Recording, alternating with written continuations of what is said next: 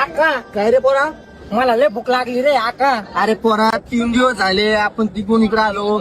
तुला सांगते आपल्याकडे भाकरी संपल्या, इकडे तिकडे जा, याला भीक मागे कोणी भाकरी द्यायला नाही. डबल सरकारनं सगळ्या हॉटेली पण इकडे बंद केल्या. मी कोणाला मागू, काय करू, आपली इथं म्हणजे काहीच बोलत नाही मुंबईमध्ये, काहीच नाही. मी कोणाला काय मागू, मला काही समजत नाही आता. मग आका मी उपाशी का करू? अरे पोरा आपल्या हक्कासाठी म्हणून दादा तिकडं 3 दिवस झाले क्वेश्चन धरलं. आज त्यांनी अन्नाचा कण नाही खाल्ला आणि तू 1 दिवस तरी उपाशी नाही राहू शकत का? तुला काही लाज वाटली पाहिजे? अरे आका मला लय भूक लागली पण. आणि आका आपले ताते कुठे गेले? काय माहित कुठे गेले गुण बाबा ते, त्याला बी नाही फिरत सवय तिकडे करता तिकडे हरपल्याचं काय म्हणतो. आले तात्या. काय झालं शांती कोण पूर्ण येऊन लागली? बाळाला नुसतं म्हणतो भाकर द्या कुणाची भाकर बोललं पीक बापू मी जाऊ. अगं शांते, आता काहीच काळजी नको करू. आता एकही मराठा बांधव उपाशी राहणार नाही.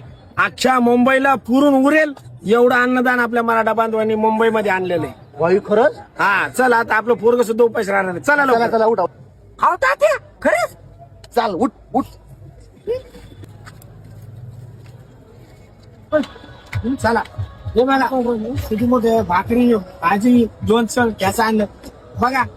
अरे, मुंबईला पुरण 100 असे किकप आणि भरपूर असे काही आणलं.